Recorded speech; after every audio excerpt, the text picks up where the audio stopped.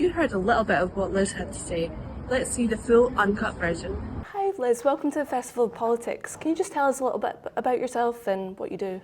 My name's Liz Lloyd. I was a political advisor in the Scottish Government for about 12 years. I ended up as Chief of Staff to Nicola Sturgeon for 8 of those years, including like through the pandemic and all that kind of time. And then now I do some freelance work as a consultant, so helping organisations, companies, charities like understand politics and navigate their way through it. Yeah. That must be a tough job. There's been a lot to help them navigate over the last while. I think that's probably the best way of putting it. Yeah, that's very diplomatic. Yes. So I noticed on your LinkedIn that you started your higher education in American studies and then went to specialise in Scotland. So what led you to take an interest in Scotland? I was here at the time, so I came to university here, I'm going to reveal age issues here. I came to university here in 1996, and so I was here as the parliament was being voted for, as it was being built. Wow. And it just seemed, and I've always been super interested in politics and in the media and in the sort of political debate. And so just, I think it was timing. I think because it was kind of growing up as I was sort of starting to settle in Edinburgh, I think for the first time it was like, oh wait, you could do something in politics and you could do it in Scotland. Yeah, like local. That hadn't been an option before. And I think my interest just grew from actually being here as it happened. Wow, yeah, that's really interesting, that crossover experience. And I was wondering if there was anything that you learned in your uni experience that helped you in your career. I think it's always a bit of I think the things you learn your sort of university career are kind of like the life skills of how to do it. But I did a lot of studying politics. So I did American studies and then I did a degree in European public policy. Right. And so you got to understand how it was done in lots of different places. Yeah. And I think it's really important that in politics in particular, we need to be future focused, but we need to learn the lessons from history. We need to have an eye on what's happened before and recognize when you might be making the same mistakes. So studying things like that kind of gives you a bit of a background in, oh wait, somebody tried this before and it didn't go very well. Yes. Maybe let's not do that. Different angle, different strategies. Yeah. And you advised successful strategy for 8 election campaigns. Yeah. Did you prefer the thrill of the campaign or your internal government? Oh, I probably shouldn't say it, but I loved campaigns. Yeah. There's something in government where you get something done that's really, really rewarding, but you spend a lot of time working really hard and not seeing your end result. Okay. You'll get that eventually, but it takes a lot longer. Time.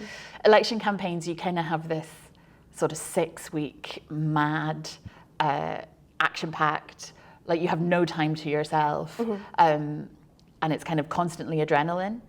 And I don't know whether you love it or hate it, but I think you get hooked on the adrenaline. And because when I was in, there were so many elections. Yes. It just became sort of, every year I'm going to get my little dose of an election. And they're always, I would say this very gently to those I competed against, they're always much more fun when you're winning. I can imagine that would be the case. I lost a couple of by-elections. I did not enjoy those. No.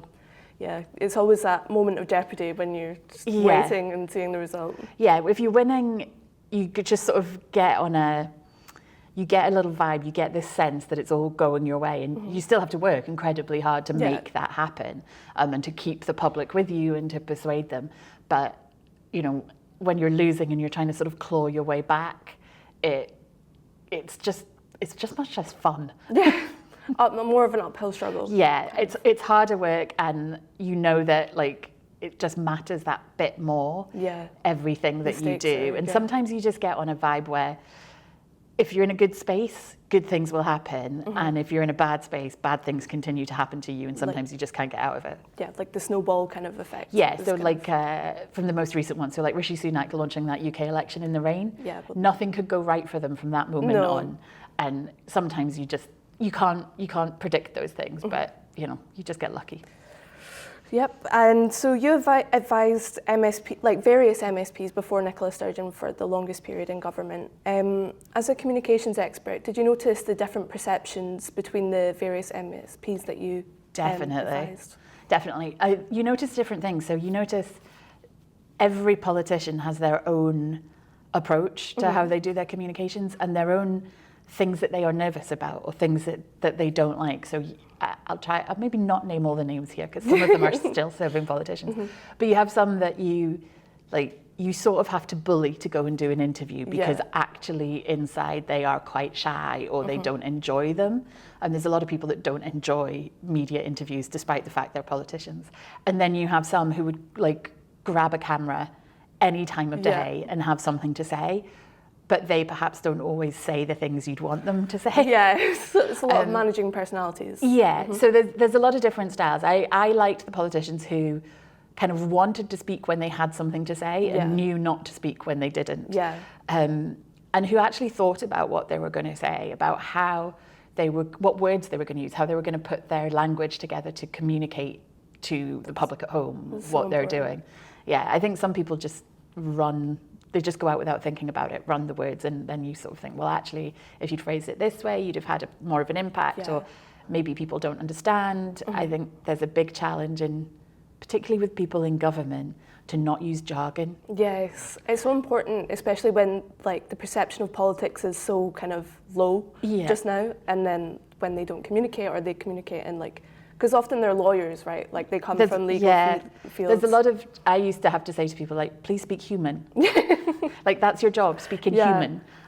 If your mate in the pub or your best pal wouldn't understand these words, don't think someone at home is going to. Yeah. It's always a challenge. Yeah, I can imagine. So just on the topic of personalities, I have a question around the SNP, like you were there for the rise. Yeah. And so the rise and the bumpy bit. Yeah. I left at the bumpy bit. Fair enough. So the rise of the SNP was, like, I would say quite closely tied with the personalities of Alex Salmond and Nicola Sturgeon. As a strategist, how do you feel that they've managed the fallout and the kind of identity post Sturgeon and Salmond? It's been pretty hard, I think. And I don't think that was all entirely on like the SNP's fault that it was Salmond and Sturgeon, that it was personality focused. Politics has become incredibly personality focused. And, you know, we would do events in government with more junior ministers, with the Cabinet Minister for Health or the Minister for the Economy, and the press don't go. Right. The cameras only go to the events because in part there's not that many there's not a huge amount of resource in Scotland to cover the news. They go to the events that the First Minister, that the leader's at. So it's harder to get attention to things when you don't put those people up. And so, you know, it's sort of, in part, you put those people up because they're your best communicators, they're the ones everyone knows. That's reinforced because the media will only go to the ones that everyone knows. It's like an endless circle. So yeah, you just go round in a circle. And that's one of the reasons why people don't tend to know a broader suite of politicians. Yeah. And that was a problem for the SNP once Alec had left, when Nicola stood down, that the politicians they had left. It was like, who's next? Yeah, and they weren't household names. The only household name was John Swinney, who has now stepped in as First Minister. But everyone else, you maybe knew them, you maybe recognised them, you didn't know what they'd done. And it takes a while, I think, for a politician to build credibility with the public. And they had to do it really fast, and that made it really difficult. And they had to do it at a very difficult time when the party was facing a number of challenges, and that added to it, because if the only thing you're getting to speak about is things which are difficult, things which are bad, you don't get heard when you're trying to go out and say, oh, I'm announcing, you know, record investment in schools, or, you know, breakfast clubs, or, you know, some climate challenge or something. Nobody's listening to that. So they had a really rough time.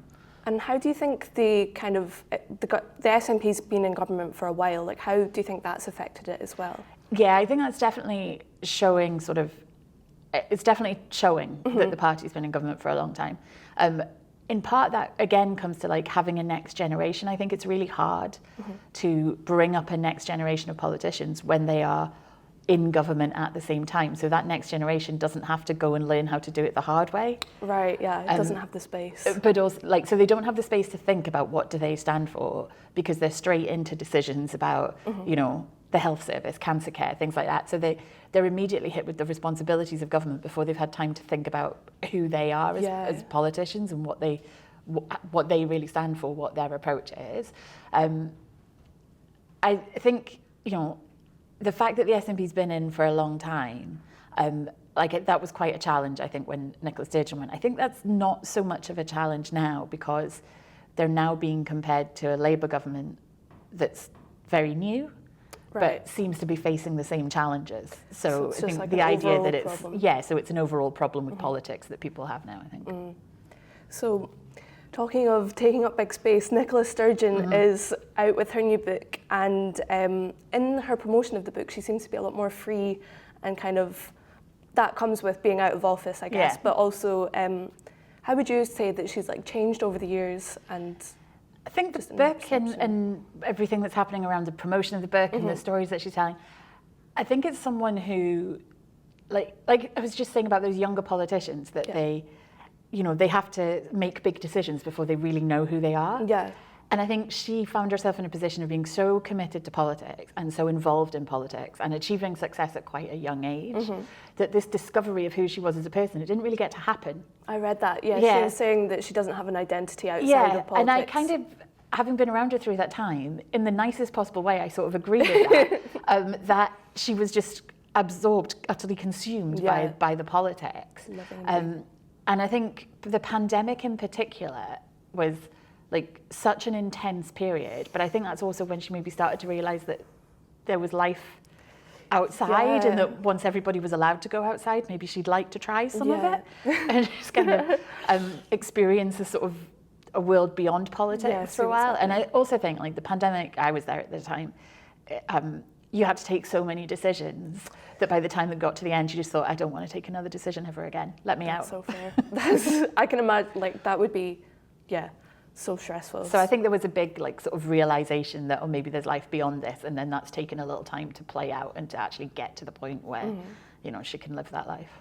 Yeah, and she said in her book as well that she struggles a lot with imposter syndrome, something that I myself have struggled with, and I'm sure a lot of young people in politics would. Is that something that you identify with? Yeah, a bit. I don't think I had as much of a struggle as she did, but like when I first got into politics, it was very male. Most of them older than me. And then at some point I ended up being the boss of a bunch of these older men. And you kind of just have to own it. I sort of eventually, and I'm not saying I got over it, and I don't think she did either, but eventually you just kind of have to go, well, I'm here now. Yeah. So I better do it. Deal with it. like I'm going to have to do this job. Yeah. And if I am like quivering about have I got the skills, have I got the guts? Actually, someone else has decided I've got the skills because they've given me the job. So just get on with it. It's kind of I think I have quite a tough love approach to imposter syndrome. I'm a big advocate for fake it till you make it. Completely.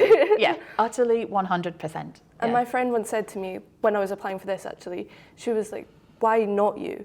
You need to just say, it should be me, you deserve a place as much as anyone else. So I think that's kind of, that's always just stuck with me. So, that's a bit of therapy for me. There's therapy, yeah. So let's get back to Nicola. So Nicola is often a figure that evokes the polarised nature of our modern politics. Do you think that's more to do with her style of politics or the misogyny that's perhaps present? It's a bit of both. I think there is definitely a strong theme of misogyny in politics in general. Yeah.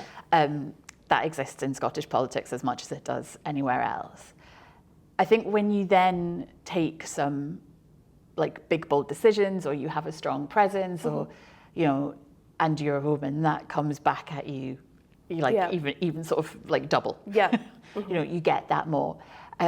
But some of it is also, we have and we live in a political culture that is just generally quite polarised. Yeah. I think you either have people these days who don't get particularly actively involved. They're kind of the middle. They might go and vote, but they're not tracking it all the time. They're not on social media all the time. They are concerned about their school, their health service, but they're not getting into the political fights, and they don't get so drawn.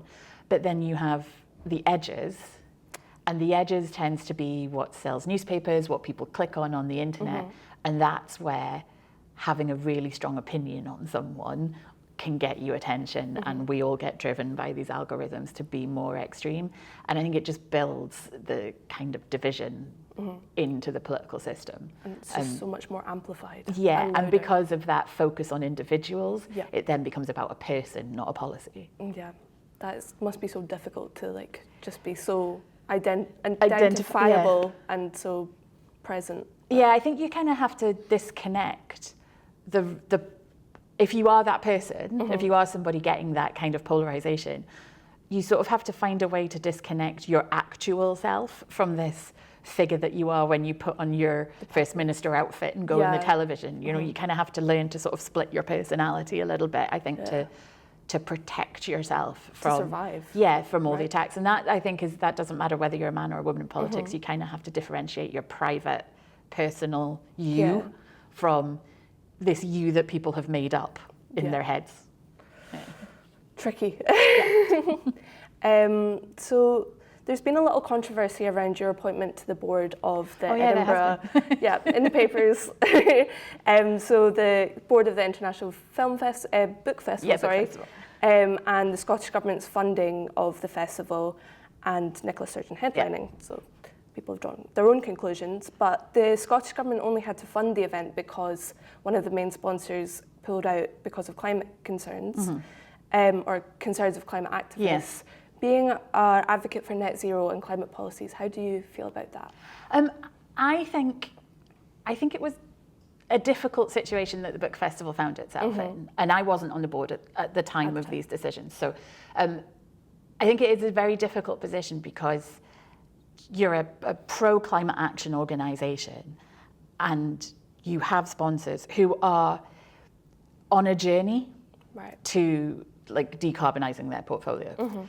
And I think at the time they were saying, you know, oh, look, we will be there by 2045, we'll be there by 2050. We are big investors in things which are like climate-friendly, decarbonised innovations.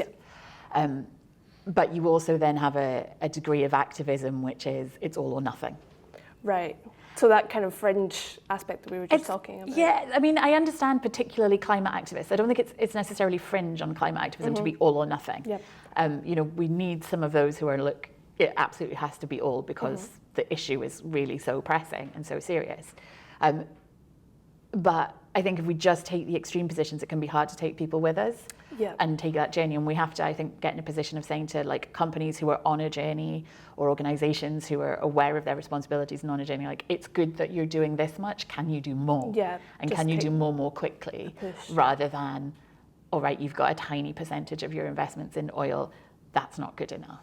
Like, we need to, I think, be more about the persuasion and the carrot rather than beating people up with the stick because they haven't like done everything as quickly and as fast as we might like. And I think that's where companies and organizations that sponsor the arts, and this happens across the arts, but who have involvement, I think there has to be a judgment of, are they on a journey? In which case, actually, you know, do we consider that's ethical enough? Or, you know, if it's 100% we're back in big oil, maybe that's not what you want. I think the other part is that like there is a lack of funding for the arts. Like if it's not these big companies, where does it come from? If it comes from taxpayers, that's great, but what else could that be funding? And so we need to work out a better sort of ecosystem for funding arts organisations. No, I agree. And so what would you say is the most important climate policy that you're advocating for to reach net zero? I think the one which we are most likely to achieve quickly and that we can do the quickest is to decarbonise electricity. Like that is the one that everyone can see that can be achieved. And it's the one that sort of has the least direct impact on people's lives in terms of it doesn't ask you to do much, but it has the biggest sort of climate impact. It's just sitting there. Like, let's get the wind, let's get the solar, let's get it built, let's get it moving. And that, you know, we've done a lot there already. We can sort of complete that task, if you like, and that will make a huge difference. And from there, I think it's easier to say, all right, well, let's decarbonise transport then, and let's decarbonise our housing, and let's do that. I think at the same time, we have to sort of keep one eye on and a little bit of money and somewhere on the nature side of it. Definitely. That we don't just get caught up in the science, the technology, all right, well, we can invent our way out of it. Actually, we also need to put some money and some support behind protecting the bits of natural environment that'll help us get through it. Conservation and everything, definitely. So we're going to switch again and we're going to go to your work in Flint Global. Can you tell us a bit about what exactly that involves? Because special partner is kind of... So as a special partner, what I do is essentially it means I'm not there all the time, Right. but I work for them providing specialist information on Scotland. So we have teams of people who, some will be specialists on financial services, some on geopolitics, like they've been diplomats before, things like that. And we get called in when organisations are working in particular geographies or have particular issues, and we can help them by, through our understanding of these places, essentially. So it's whether it's companies or philanthropic organisations, campaigning organisations, we bring that advice of we can help you navigate this, we can problem solve for you, and try and work out for you how you might go about navigating something. So if you're trying to build an offshore wind farm or a factory in the renewable supply chain or something, and you want to do it in Scotland, then you might talk to me about how to go about that. That's quite an interesting practical application of your knowledge that you built in government. Yeah, it's something that I wasn't really sure existed. You get organisations that say, oh, we'll go and campaign on the government, to get the government to do something. Lobbying. That's not what this is. This is about how do you solve problems that you've got or challenges that you've got in getting something done that you want to achieve in Scotland or the UK. How can we help you navigate that? Yeah. And when you're in politics, you think everyone understands it. Yes. And then the minute you're out, you realise that something you think is quite simple and you know instinctively how to do, other organisations don't, because it's not been their life. No. Equally, I couldn't run their organisations. No, that's true.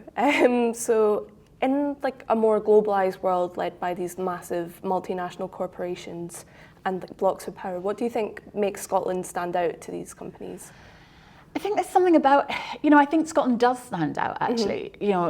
It could probably stand out more, but it definitely does appeal to people. And I think what appeals is a really interesting combination. So we're talking about, energy net zero. Yep. There's a recognition that Scotland's got tons of energy. Yep. There's also a recognition that Scotland's got quite a lot of water, and it's amazing how important that is to organisations at the moment. So if you're thinking about technology and data centres and AI and things, that all needs water to cool it down. True. And so the fact that Scotland's got water is something that people are really into right now. Okay. And nice.